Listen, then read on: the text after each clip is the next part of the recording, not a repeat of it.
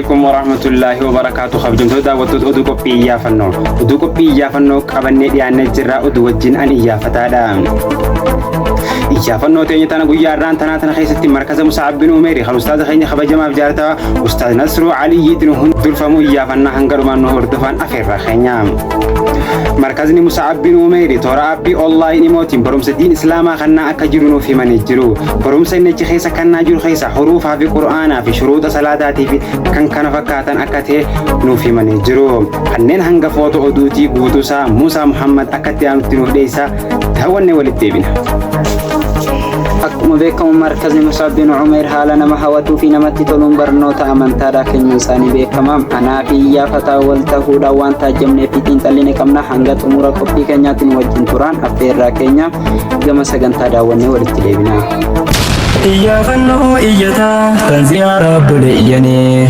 بري فدهم منا به إرغاتي أندو فياني نكيبل تولا تججان غافيتونا جيبتني يا فنون تينيا قويا هرّا قما مركز مصعب بن عمير كونكولاتا كفلتي را بلسا لينكي نف إرغودان حالا كان نفسي متن السلام عليكم ورحمة الله وبركاته.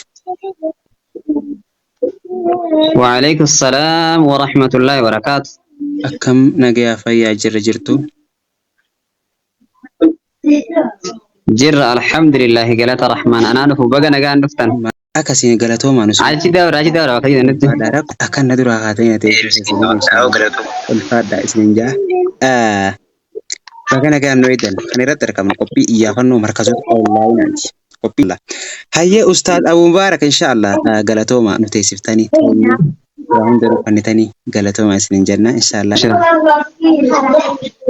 بقى نجا نفتن إياه فتى مركز مصعب بن عمير خيستي بقى نجا أركبتن هدوتك إسنيل يا فتاة ترديرو تران تنيتون هنجيني ويا خم ديرو مركز خيان خناتات يجون هدوتك إسنيجا يرو تتوتك دوغارات ديور ثم خينا خواجة ما في قالي بقى دفتني مركز مصعب بن خيسة مصعب بن عمير خيسة أرجمو خيسان هدوتك نقم جيسا شاه نجيش والله مركز خيان دفتني نزيار وداف دولار وداف كوهنا وداف إيافة وداف هدو تفا نقم جيساني ما شاء الله جدان كذا جنة هاتو يا سنة بقى نكان دفتني سنين جنة قاسمانو أوكي ما أستاذ أبو مبارك مركزني خيسان إرجعون داي هنجم تكا أمو هرجعون داي بس جدو براتو هنجم تكا برسيساجرة بفأك مين برسيساجرة كبابين إنه في ما إن شاء الله في مركزني مصعب بن عمير يكون إيجا قال ما غادي صدفة في تيس تفرقات تركان فتوان جيب بعدي صدفة في تجرا حاجة سياس وريتان غتيغا مركزنا هوجي جارلين تورا نما jalqaba nama shani yani egas booda guddachuu fi tattaaffii isaatillee itti fufaadhaa duratti deema haalli isaatis waa'ee takka nama gammachiisa dhugaa rabbiiti eegaa markazin kun ijaarame asi toora baatii sadii geenye warreettan gartee egaa markaza wajji ijaarame akkasuma wajji ijaarame ol guddachuun isaatiifi haalli isaatis wal guddisuu fi tokkummaa qabaachuu fi akkasumatti walaa qoree haa ta'u manguddoo haa ta'u godhachuu fi tuffii wal dhagahuu fi qaalii walii godhuutillee hedduu takka as keessatti argama. Wanti markaza kanarraa naaf galee anillee tattaaffii gadi hedduu akka waan inni irraa gammade guddachuu isaati. Wal jabeessuu isaati duratti deemuu isaati jechuudha. Har'a markaza tokko yoo laalle laakiin markaza wajji barsiisee galee fi wajji gad dhaabbate yoo laalle waan duubatti hafaadhaa jirurraa jechuudha. Bakkuma san hajiru kun ammoo markazni Mus'ab ibn Umayr dhaaduu illee fi osaan yoo kan namni gaa waan itti takka illee dhaaduu illee waan ta'u garuu laakiin gadi haalli isaa hedduu takka nama gammachiisaa amma hedduu takka ni jira amma markazni wajji eegalee akka mataa fayyadaanii hundee as keessatti tokkummaan isaaniitii fi wal qabachuun isaanii namoota gartee gaa wal dhabe kan walitti araarsan abaluu fi abaluutti wal dhabe walitti araarsan yookaan namni kun waan jedhamu takka hin agarree wal jabeessuu isaaniitii fi wal tokkummaa wal ijaaruu wal asiyaamu haalli isaanii haala kanaan itti fufaa jira. Seerri isaanii kan isaan qabatan walaa manguddoo fi qorees ni argama. Sulxaalleen keessatti ni argaman. Akkasumatti gartee gaa amiirootiinis keessatti argaman. Haalli baratuu fi barsiisuu isaaniis booda warri huruufallee buusee eegalelleen jira jechuudha. Ha huruufa buusee ha karaan jiru, ha quraana keessa jiru, ha wal dura jiru, haalli qonnaa isaanii hedduu takka nama gammachiisa. Tattaaffii godhuun isaanii jajjabinni isaanii haala bareedaadhaan itti fufaadhaa deemu jira. Markazni Mus'ab ibn Umeer haala kanaan guddachuu fi tasgabbii fi wal jala deemuudhaan markaza keessa illee gad taa'uu fi waliif hoogganamuudhaan duratti deemaa jira jechuudha. Waan bareedaadha markazni keessa yeroo muraasa keessatti guddatee as gahuun waan ajaa'ibaati. Inshaallah tola rabbiiti. Akkasuma wal dhagahuu keessa irraa kan ka'e inshaallah rabbiin gartee ammallee bifuma kanaan duratti isin haa oofu jechuun barbaada. Mee Ustaaz Mubaarak markaza keessan kana keessatti barumsa gosa maal faatu baratamaa jira gabaabinaan nuuf himaa jenna inshaallah. Wanti baratamaa jiru huruufa irraa eegalle achumaan dabre gara Qur'aanaa sharxiiwwan salaataa rakaana salaataati waan amma eegalame baratamaa jiru as keessatti akkasuma rakaana salaata irraa kaase rakaana islaamatii fi sharxiiwwan salaataa rakaana salaataa kana wanni baratamee keessatti deemaa jiru wanni baratamee ammatti fufamaa jiru yeroo tanaaf fani baratee sharxii salaataa tolkutee akkasuma du'aa'iif qabrii keessatti kana hunda itti fufaa jiru jechuudha. Rakaana salaataa irraa kaasee rakaana islaamatii sharxii salaatiif faadhaa deemu jiru huruufarraa. Waaw. Ustaaz Mubaarak ustaazan markazoota onlaayinaa kana barsiisaniif maal dhaamtaati? Barattootaaf ustaazanis waliigalatti. Ustaazawwaniif san amma akka yaada keetu waliin dhaabu. Egaa rabbiin ol baasee abbootii asirraa barsiisan godhe yeroo ijoollee kabajee fi yeroo isaan muranii asitti argaman waan isaan barbaachisu akkaataa isaan barbaachisutti afaan kaa'uudhaan yeroo isaanii kabajee fi kan hin qisaasne yeroo isaaniitiin akka isaan baratanii bakka guddaa gayan godhudha. Wadeetan gartee egaa markazoota ustaazota markazaatiif dhaamu urjoowwan kana akkaataa hin qisaasne yeroo isaanii ittiin gubne yeroo gabaabatti akka isaan kun baratanii dhaloota amma booda fayyadan waan barate kan itti hin qosanne isaanitti geessudha.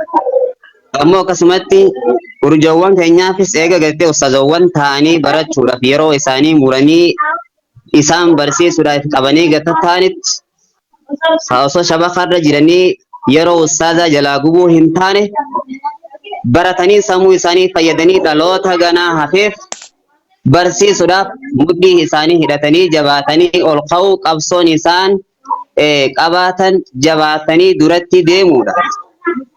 Fakkeenya biyya tanaaf namaaf tahanii namni illee akka gartee isaan laallatu addunyaa kanarratti fakkeenya namaa tokko osoo sheenaan ta'in seenaa takka asirratti hambisanii akka deemaniin isaaniif hawwa jechuudha. Waaw. Baroota hunda jechuudha. Maashaallah. Araan kana ga'ee Sumayyaanis Khadiijaanis isaanuma kana kabiraatii miti. Silaa gaafa Sumayyaa gaafa sanii taanee osoo hin ta'in anaa Sumayyaa sani jee hundi isaanii ol ka'u. Bilaal isaanii anaa Bilaali, Abaabakiris ana, Umaris ana, Aliyis ana jee hundinuu ol ka'uudha. Walirratti eeguu osoo hin ta'in amantiin Islaamaa kun kiyya jechuudha. Eegas booda ustaazawwan isaaniif qabanii akkaataa isaan barbaachisanitti yeroo isaanii eegee fi kabajee fi isaan barsiisuudhaan kana jechuudha yaadni gartee warra ustaazotaatii fi akkasumatti barattoota olaanaa kanaaf dhaamu jechuudha. Waaw. Mee xumura irratti iyyaafataa fi daawwattoota iyyaafataatiif gabaabinaan maal nuuf dhaamtan? Maashaallah. Yaadni iyyaafataadha. Waan nama jajjabeessu waan yoo irraa yaada kanarraa kaaftan har'aan tana barattoonni kun eessa gahanii waan jiramu eega ijaarame baatii meeqa waan jettee nu gaafatti turte. Taraa ganaa ammoo deebitu baatii meeqa isaan kun waan meeqa mul'isanii barattoonni gaafa san jiran haagammaa keessa jiran oofamiidha. Taraa ganaafis iyyaafataan deemuu baran. Asiin hafu jechuudha. Kanaaf yaadni iyyaafataadha waan nama hawwisiisu. Waan banoota irratti illee nama kaasu waan gadi illee nama cimsu jechuudhaan barbaade. Maaliif jechuun namni har'aan tan dhufee si iyyaafate taraa ganaa soogaa keessaa deebi'ee si arge ati illee barataa sanitti gammadda barataan sun illee ani illee bagan jiraadhee fi ja'a iyyaafatuun akkaan barbaachisaadha waan wal cimsu ja'a. Marhaban ayyeme kallattumaan gama Amiira Markaza Mus'ab bin Umeer hada barru mee Amiirri Markaza Mus'ab bin Umeer maayikii keessan nuuf banadha. وعليكم السلام ورحمة الله وبركاته.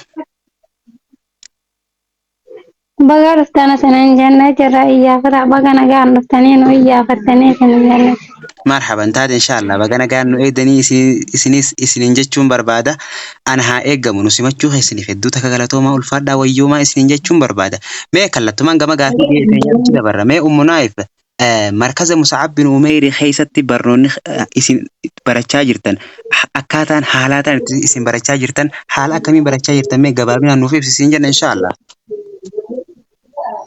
Wallahi nuti waan jennee himilleen qabnu ustaadni keenyalleen akkuma si himanii akka baay'eetti barataa jirra akka gaarii barachaa jirra waan ustaadni keenya himan alatti gaa waan himnu qabnu asitti quraana hurufaa akkasuma shuroota salaata waan meeqa barachaa jirra. Akkas inshallah akka karaa kanaattis deddeebisanii nu iyyaafatan asumaan isinitti galatoomaa sanan. Okay maashaallah okay yime haala barnoota keessanii inshallah gabaabinaan nuuf himaa isinin jenna. Inshallah haalli barnoota keenyaa gabaabinumaanu inshallah waan bareedaadha. Haalli barnoota keenyaa akkuma itti fufee jira akka gaariitti barachuu jirra akkuma mi'eettiin teenyaa fi ustaasni jaanii haalli barnoota keenyaa hedduu akka bareedaadha.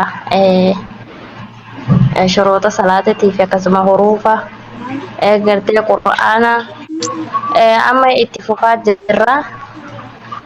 Inshallah ijaafata keenya asumaanu inshallah wanni nuti gartee kan barnoota irra jirallee akka dhufee baratu ni dhaabna fi asumaanu ka iddoo markataa kanarra jirre jechuudha. Akka inni markata dhiyaatee baratu dhaabna fi inshallah asumatti isinirraa dhaaba inshallah galatoomaa isin.